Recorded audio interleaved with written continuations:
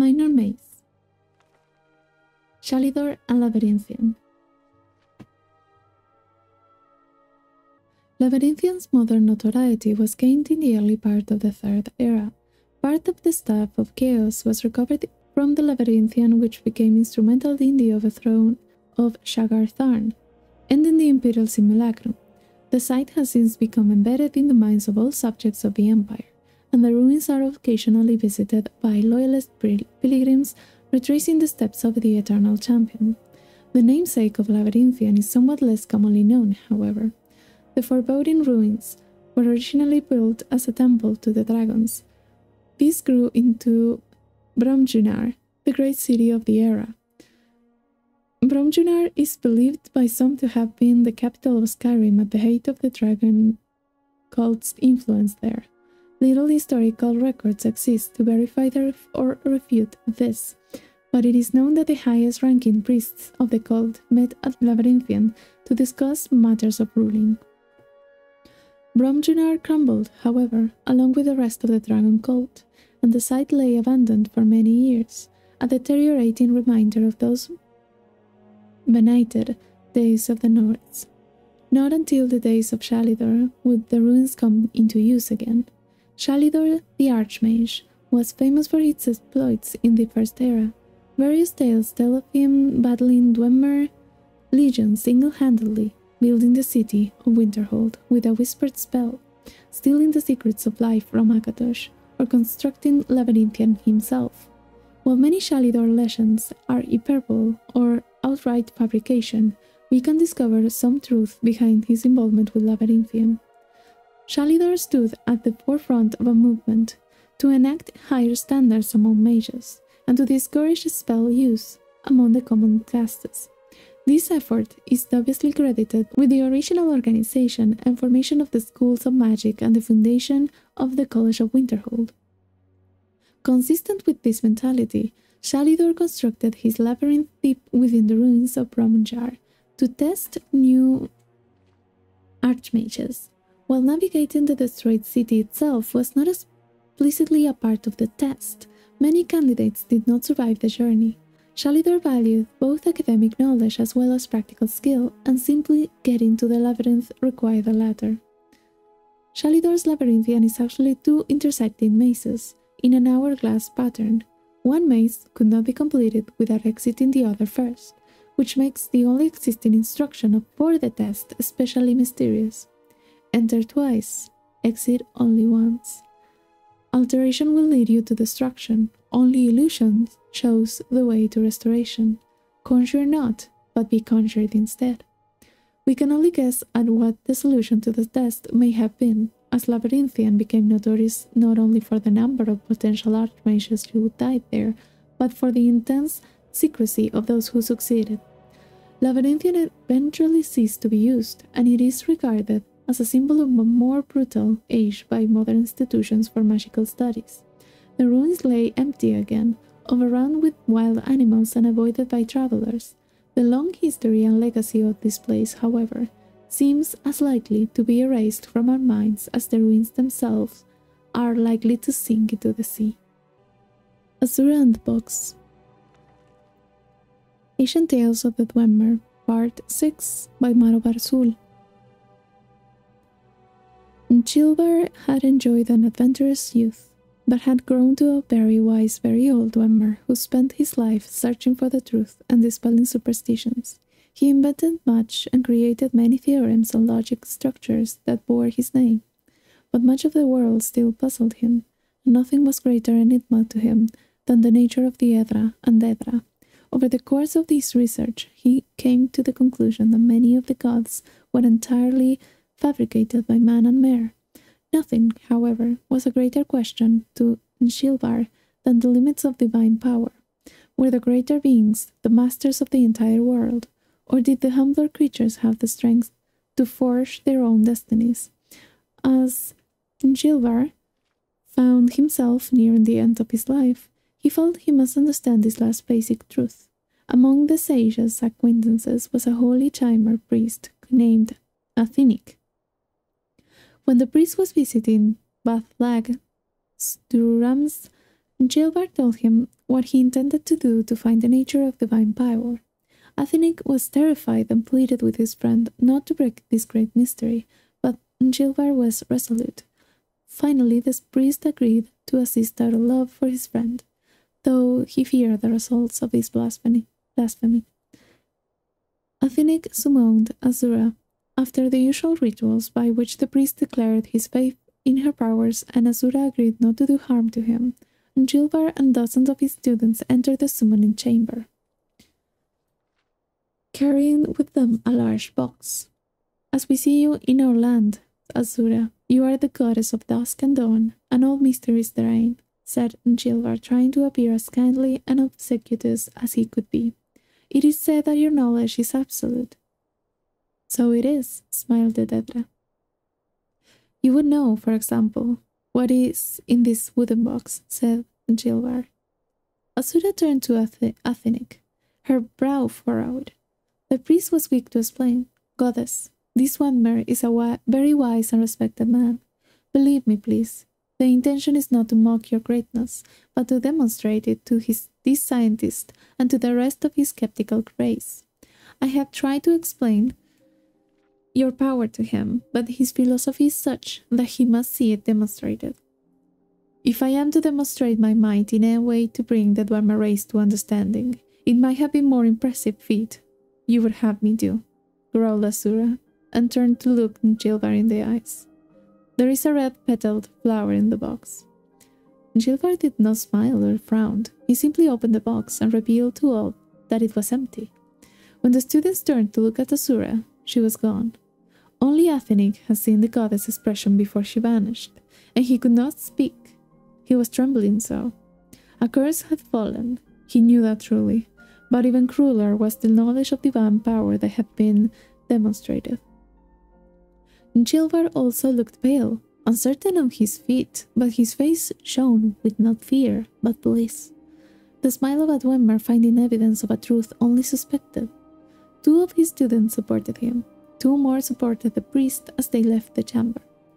"I have studied very much over the years, performed countless experiments, taught myself 1,000 languages, and yet the skill that has taught me that finally truth is the one that I learned when I was but a poor young man, trying only to have enough gold to eat," whispered the sage. As he was escorted up the stairs to his bed, a red flower petal fell from the sleeve of his voluminous robe. Gilbert died that night, a portrait of peace that comes from contented knowledge. Publisher's note: this is another tale whose origin is unmistakably Dwemer. Again, the words of some Almeri's translations are quite different, but the essence of the story is the same. The Dwemer have a similar tale about Gilbert, but in the Dwemer version, Azura recognizes the trick and refuses to answer the question. She slays the Dwemer present for their skepticism and curses the Dwemer for blasphemy. In the Almeri's version, Azura is tricked, not by an empty box, but by a box containing a sphere, which somehow becomes a flat square. Of course, the Almeri's version, being a few steps closer to the original Dwemer, are much more difficult to understand. Perhaps this stage magic explanation was added by Gwr Felim because of Felim's own experience with such tricks in his place when a mage was not available.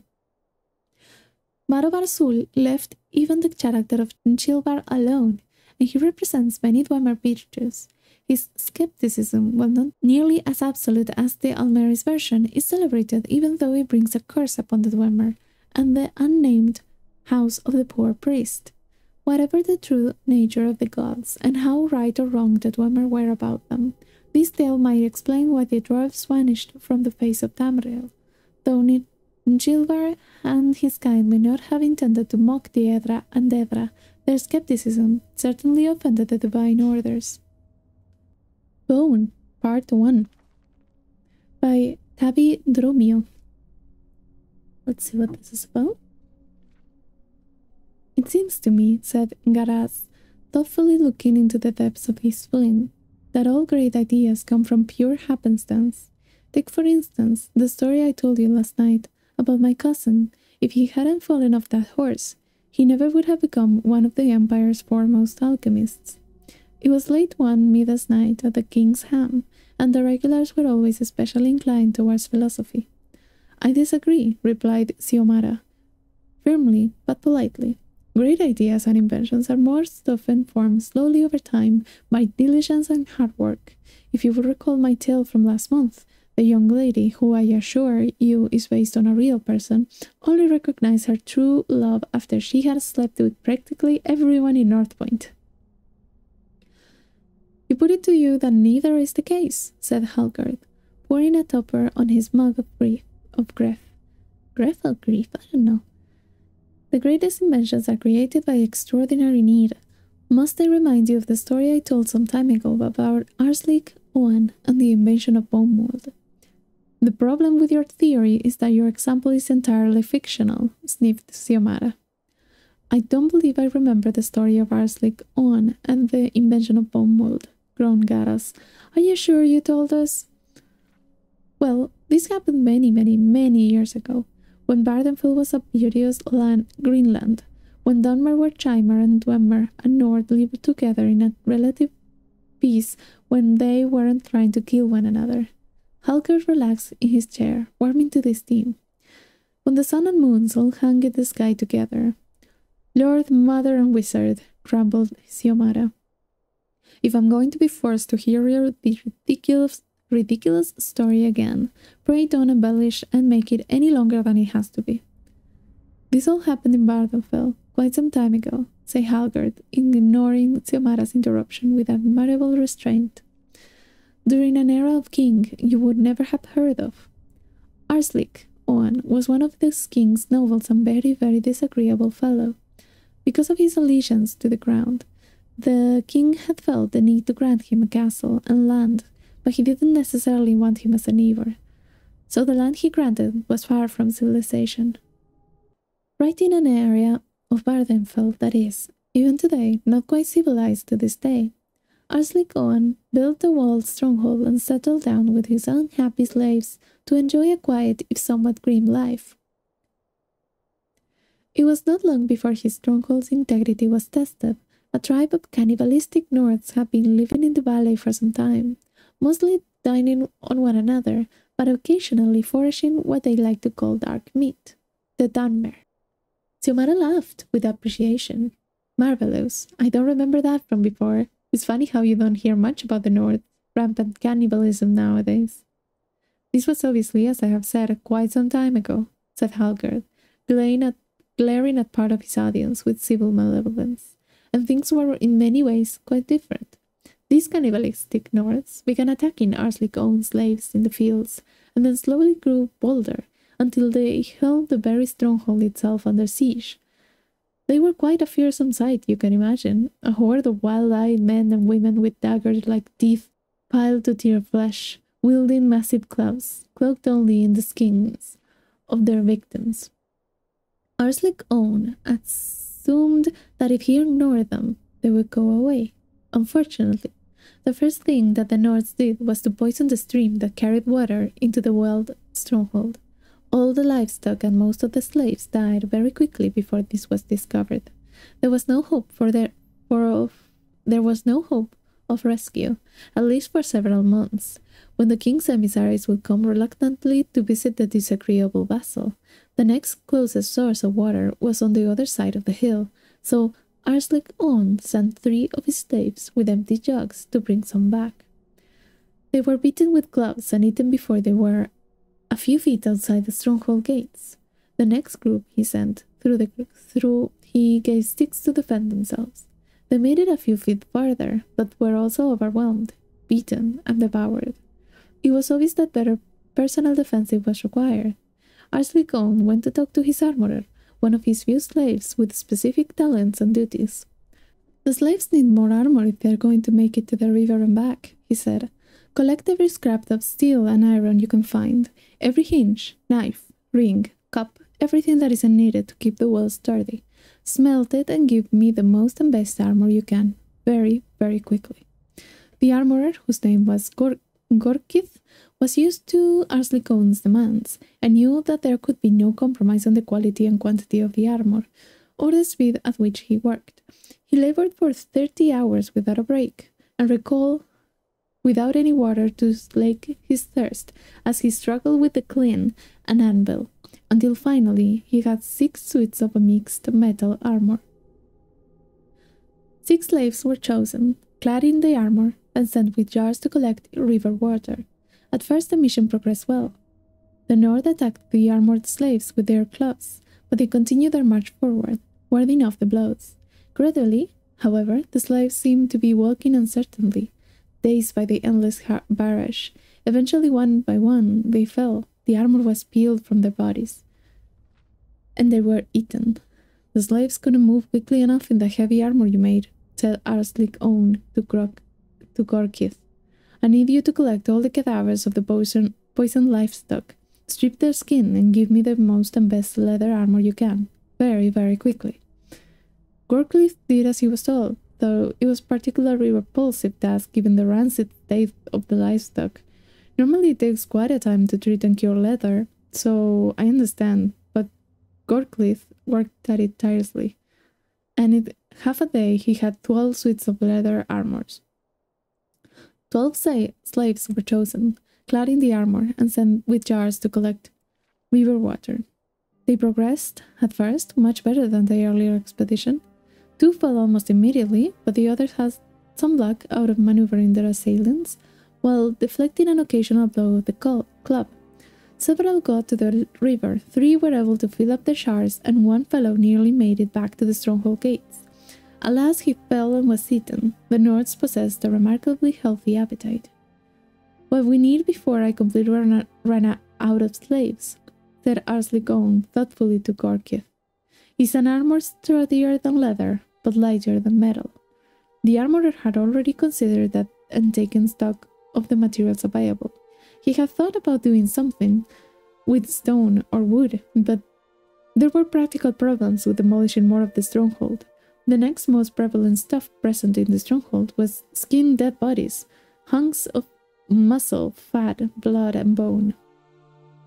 For 6 hours he toiled relentlessly until he produced 18 suits of bone mold, the first ones ever created. Arslik Own was somewhat dubious of the sight and smell, but he was very thirsty and willing to sacrifice another 18 slaves if necessary. May I suggest, Gorkith queried tremulously, having the slaves practice moving about in the armor, here in the courtyard, before sending them to face the Nords. Arslik Own coolly allowed it, and for a few hours the slaves wandered about the stronghold courtyard in their suits of bone mold. They grew used to the give of the joints, the rigidity of the backplate, the weight pushed into their shoulders and hips. They discovered how to plant their feet slightly askew to keep their balance steady, how to quickly turn, pivoting without falling down, how to break into a run and stop quickly. By the time they were sent out of the castle gates, they were easily, very nearly, almost amateurs in the use of their medium-weight armor. 17 of them were killed and eaten, but 1 made it back with a jar of water. It is perfect nonsense, says Yomara, but my point is still valid even so. Like all great inventors, even in fiction, the armorer worked diligently to create the bone mold.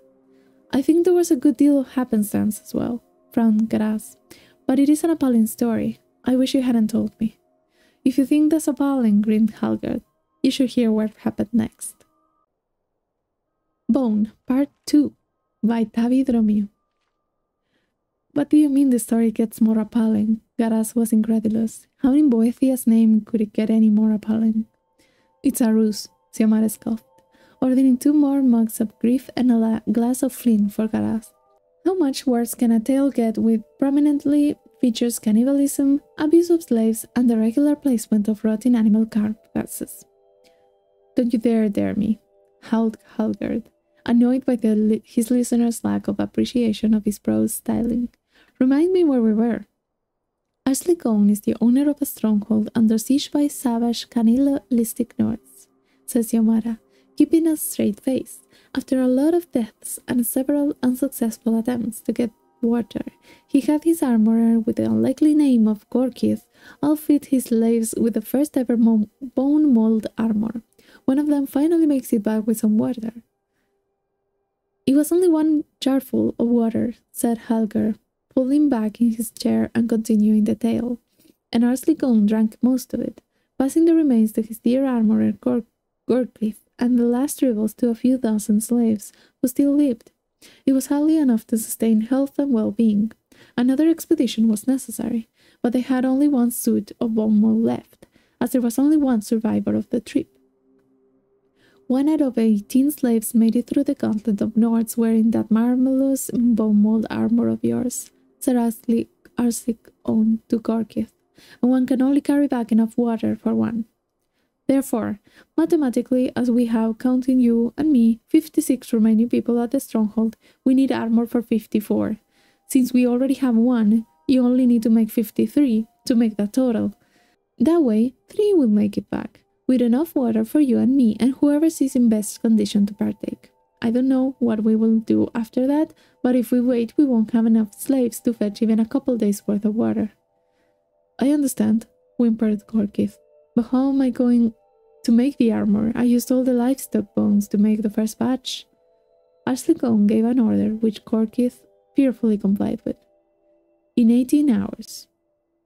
What do you mean Arsli gave an order which Gorkith fearfully complied with? Asked Xiomara. What was the order? All will be clear, smiled Halgard. I have to choose what to reveal and what to conceal. Such is the way of the tale-teller. In 18 hours, Gorkith has 53 suits of bone meal, said Halgard, continuing, not really minding the interruption. Prepared for the slaves. Without prompting, he ordered the slaves to practice using the armor and even allowed them more training time than their predecessors.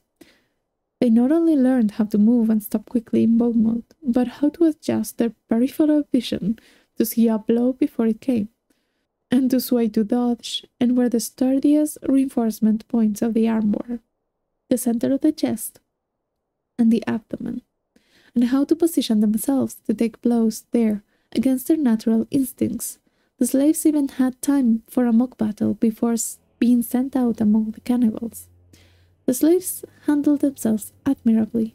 Very few, just 15 slaves, were killed and eaten outright. Only 10 were killed and eaten when they reached the river. That was when things did not go according to Arslicone's plan. 21 slaves with jars of water took off for the hills. Only 8 returned to the castle, largely because they were blocked by the cannibal Nords. It was a larger percentage than he had anticipated surviving, but Arslicone felt righteous indignation at the paucity of loyalty. Are you absolutely certain you wouldn't rather flee? He hollered from the battlements. Finally, he allowed the survivors in. 3 had been killed waiting for the gate to open. 2 more died almost upon stepping into the courtyard. 1 was delirious, walking around in circles, laughing and dancing before suddenly collapsing. That meant 5 jars of water for 4 people, the 2 surviving slaves, Arslicone and Gorkith. As the lord of the manor, Arslicone took the extra jar, but he was democratic with the others. You're quite correct, frowned Garaz. This story is getting more and more appalling. Just wait, smiled Halgard. The next morning, Halgard continued. Arslicone awoke to a perfectly still and quiet stronghold. There was no murmuring in the corridors, no sound of hard labor in the courtyard. He dressed and surveyed the scene. It appeared that the fortress was utterly destroyed. It appeared that the fortress was utterly deserted. Arslicone walked down to the armorer's quarters, but the door was locked. Open up, said Arslicone patiently. We need to speak. 30 out of 34 slaves successfully made it to the river and gathered water. Admittedly, some of them fled, and a couple didn't survive because I needed to correct their fickleness, but mathematically that's 55% survival rate.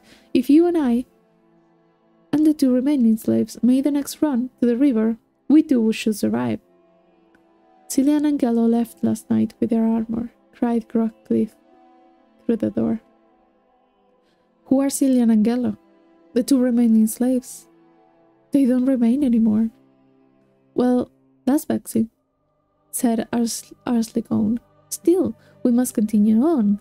Mathematically, I heard something last night, whimpered Gorklith in a funny voice. Like footsteps, only different, and they were moving through the walls, and there were voices too. They sounded strange, like they couldn't move their jaws very well, but I knew one. Arsley Cohn sighed, humoring his poor armorer.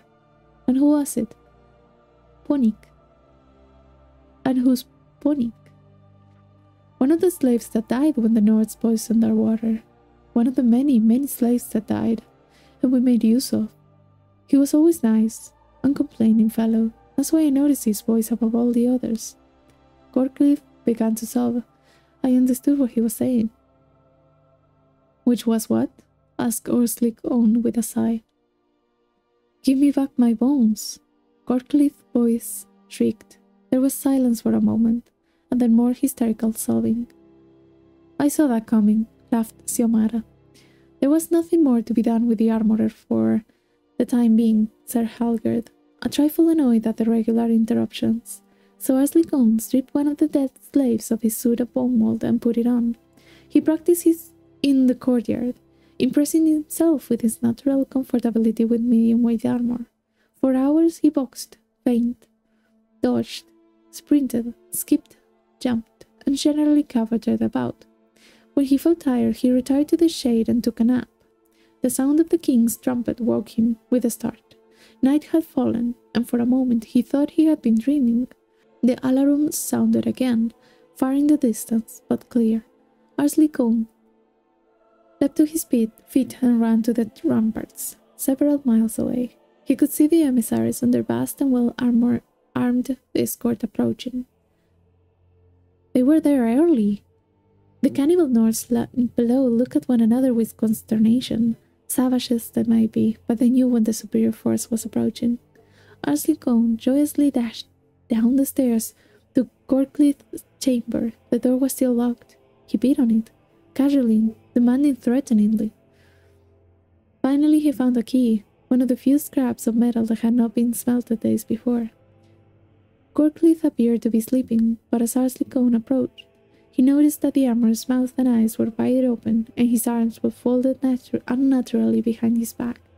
On closer inspection, the armorer was obviously dead. What was more, his face and whole body were sunken, like an empty pig's bladder. Something moved through the walls, like a footfall, only squishy. Arsley Cohn expertly and gracefully turned to face it, completely imbalanced. At first it seemed like nothing more than a bubble expanding through one of the cracks in the stone. As more of the flesh-colored, gelatinous matter emerged, it more clearly resembled part of a face. A flaccid, almost shapeless face with a low brow and a slack, toothless jaw. The rest of the body oozed out of the crack, a soft bag of muscle and blood. Behind Arsley Cohn and to the side, there was more movement, more slaves welling up through the cracks in the stone. They were all around him, reaching out. Give us, moaned Ponik, his tongue rolling about his hanging jaw. Give us back our bones. Arsley Cohn began to rip off this bone mold, throwing it to the floor. 100 figures more pulled into the small chamber. That's not enough. The cannibals had cleared the way by the time the king's emissaries arrived at Arsley Cohn's gates. They had not been looking forward to this visit. It was best, they thought, philosophically, to begin with the worst of the king's noblemen, so to end their trip well. They sounded the alarm once again, but the gate did not open. There was no sound from Arsley Cohn's stronghold. It took a few hours to gain access. If the emissaries had not brought a professional acrobat with them for entertainment, it might have taken longer. The place seemed to be abandoned. They searched every room until finally they came to the armorers. There they found the master of the armor. There they found the master of the manor, folded neatly, legs behind his head, arms behind the legs, like a fine gown, not a bone in his body. The first part of his story was complete nonsense, cried Xiomara, but now it doesn't hold true on any level. How could bone mold be made again if the armorer who invented it died before he could tell anyone how he did it?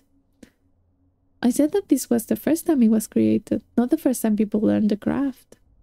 And when did someone first teach someone else the craft? Asked Garas. That, my friends, replied Halgar, with a sinister smile, is a tale for another night. I am so looking forward to finding that tale. I mean, it's only these two for Bone, at least, but it would be nice to get that. Fall from Glory by Nifilis Lidari. The Thieves Guild of Skyrim is something of an enigma. Within the last few decades, the Hoarder has gone from one of the largest, most influential criminal organizations in all of Tamriel to a small group of stragglers barely able to break havoc in their home city of Riften. Although evidence that could explain this rapid decline has never surfaced, speculation has run rampant. One theory holds that the guild suffered a loss. It's strongly believed that their guildmaster was slain by one of their own. This guildmaster, known only as Calus, maintained strong ties with many of the influential families in Skyrim. When he perished, those bonds perished with him. Without these bonds, the guild could no longer safely operate within Skyrim's halls.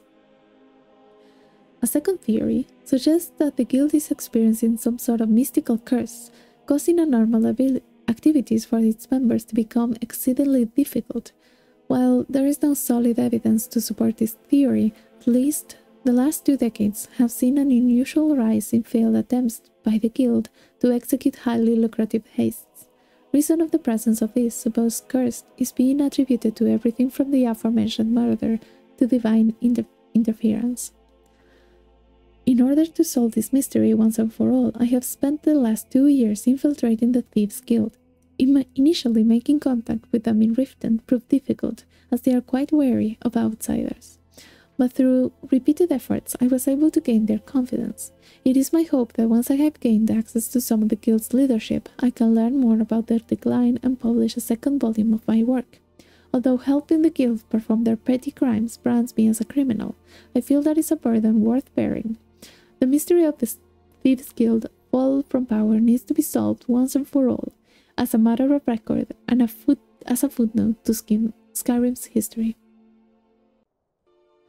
Ghosts in the Storm by Adonato Leotelli. For many years now, I have traveled the length and breadth of Skyrim, writing of my experiences and my adventures. I have seen many wondrous sights and many strange creatures in my travels, but one encounter remains fixed in my memory, though I wish it were not.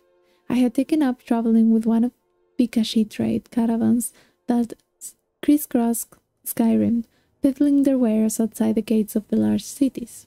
We were nearing Windhelm when the storm struck. It was a violent and terrible gale, one of the very worst I have seen in all my long years.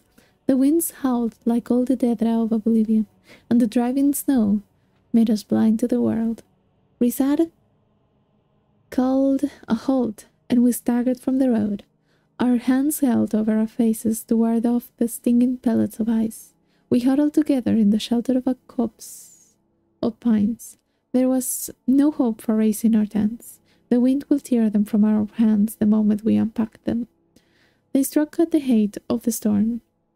There were perhaps half a dozen of the creatures. It was difficult to say, as the blowing snow and howling wind overwhelmed our sight and our hearing. They were roughly man-sized, but hunched over and ugly. For garments, they wore only rags and leathers. They were armed with daggers and swords of various kinds, no doubt scavenged from their previous victims. They had no noses to speak of, only long slits for nostrils. Their ears were sharply pointed, suggesting a distant kinship with the elves. With their pallid skin and lifeless black eyes, they seemed like something out of a nightmare. Visha saw them first, but too late to save herself. So loud was her death cry. We heard it over the roaring winds. That cry saved us all. Alerted to the presence of our foes, the Kashyyyk drew their blades and formed a circle, facing outwards. The white fiends were too few to surround us completely, and the Kashyyyk fended off each attack. After 3 of the snow devils had fallen, the rest fell back and did not come at us again. The storm abated, and we arrived in Windhelm the next morning. I have taken up residence in Candlehearth Hall, and I find them quite comfortable behind the towering stone walls of the city. Comfortable at least until I go to sleep and visions of those awful creatures return to haunt my dreams. To be fair, whoever finds the Falmer would have nightmares about them. I get that. Porsche, Hammer and Anvil by Adolphus Eritus. These notes were found in ruins near Old Hoarder. As best as I can tell, they were written by Thorvald, a rather infamous smith who died shortly before Tiber Septim's reign. He was rumored to illiterate, and given that these notes are obviously written by an assistant, that rumor is likely true. I had made no attempt to correct the text themselves, as they may have historical value. Without further ado, the ramblings of Thorvald. This ain't no book for how to be a great smith, so if you're reading this, stop. It is just me own notes, cause I'm getting old and cranky and don't remember stuff. These be me own methods for making things, iron armor and weapons. Lots of iron ingots and some leather strips. Steel armor and weapons. Lots of steel ingots, a little iron, and some leather strips. Except for steel plate, it needs some corundum too. Leather armor and weapons. Who would be stupid enough to make leather weapons? Leather armor needs leather, big pieces and little pieces. Just like hide armor, and studded armor, scaled armor too. Well, that needs some steel also, and corundum. Can't make scaled armor without corundum. That would be dumb. Dwarven armor and weapons. Dwarven scrap metal. Some iron, some leather strips. I'm gonna stop saying leather, because it's always used. Are you writing what I just said? You idiot, just do it, don't write it. Thorvald is old and fat. Even elven armor and weapons, elves and dwarves didn't get along. Bet you didn't know that. Elven stuff needs moonstone and a little bit of iron, except for that gilded stuff. Gotta add quicksilver if you want to make gilded elven armor. Orcish armor and weapons. Use orichalcum and a bit of iron. Thorvald doesn't like orcs. Ebony armor and weapons. Takes only ebony. No iron. Not even a little. You will want to, but don't. Glass armor and weapons. Need malachite and some moonstone. Nasty stuff, working with malachite.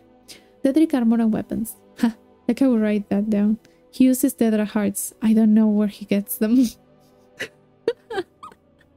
That's all. You can stop writing now. I said stop. Postscript. The last page had a large streak of ink and a few splatters of blood. It could be a fair conclusion that Thorvald beat his assistant. We have no way of knowing if Thorvald ever discovered the extraneous comments added in his script. Adolphus Eritus. That was a fun book. That was really fun. Myths of Sheogorath by Mimponus. Sheogorath invents music. In the earliest of days, in a time where the world was still raw, Sheogorath decided to walk amongst the mortals. He donned his guise of gentleman with a cane, and moved from place to place without being recognized.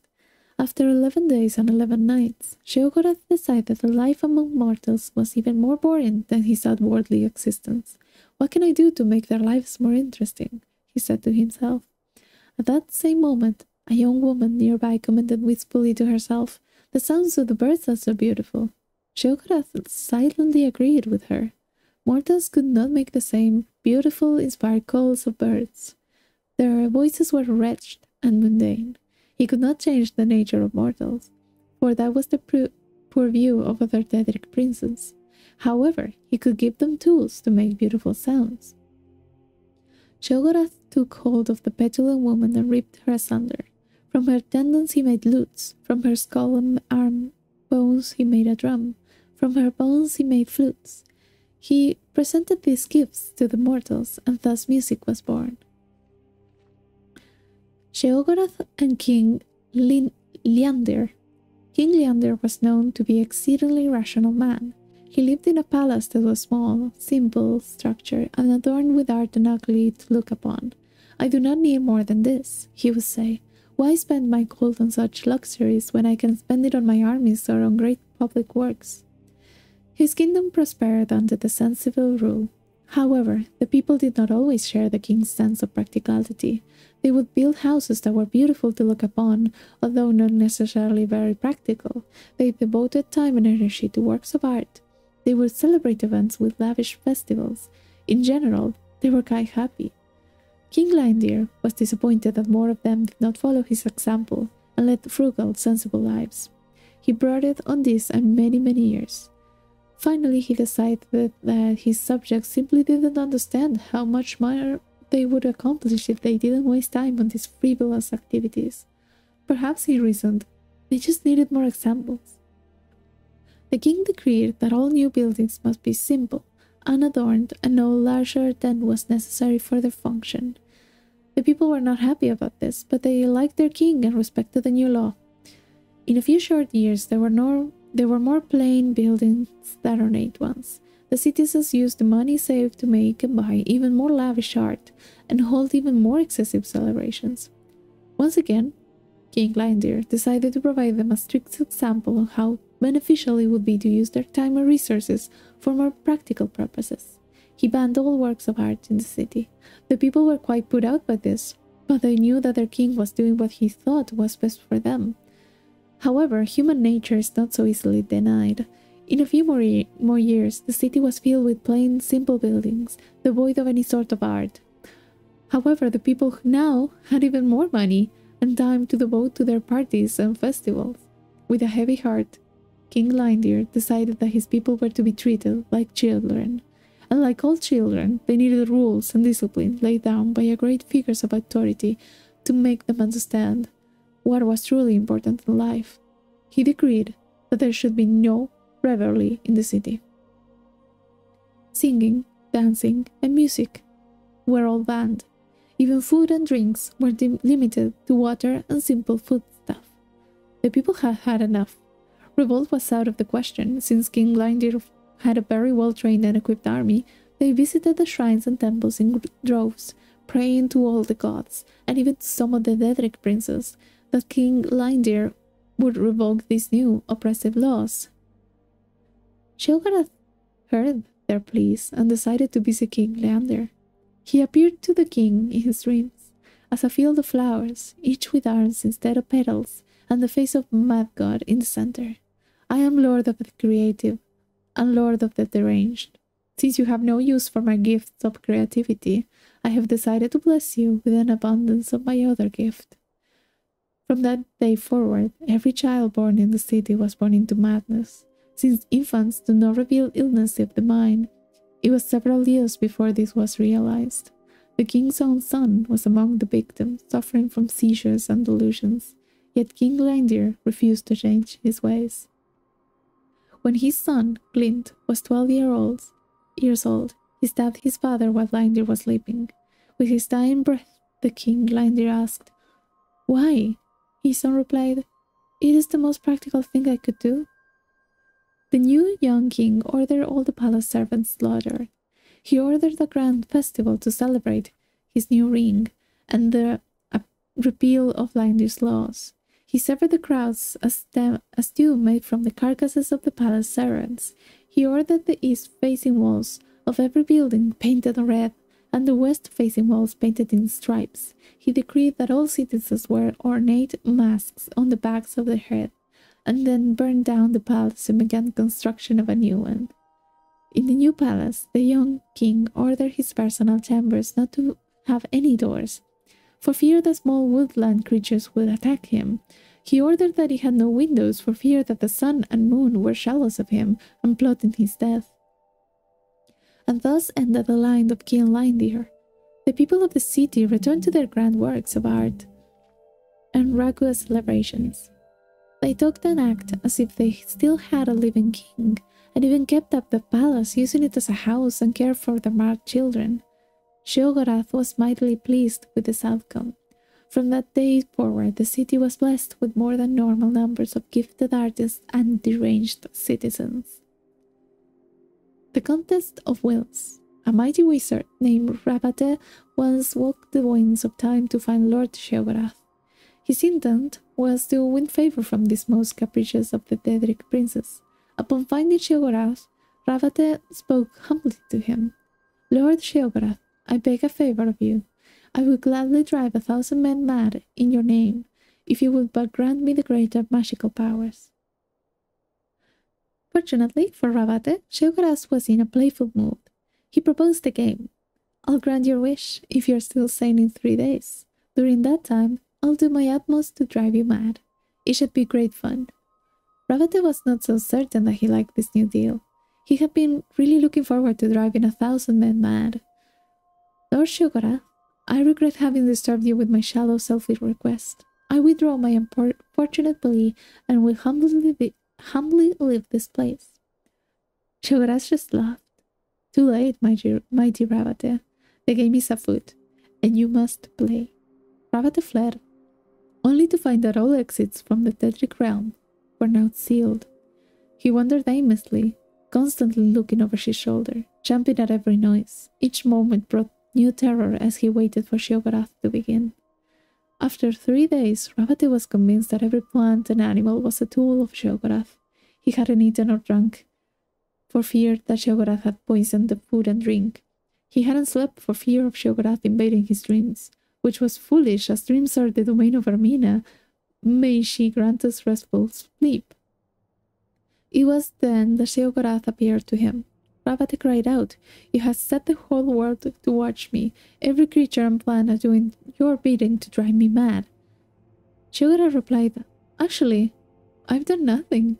You have driven yourself mad with your fears. Your delusions prove that you are truly deranged, and therefore, I win.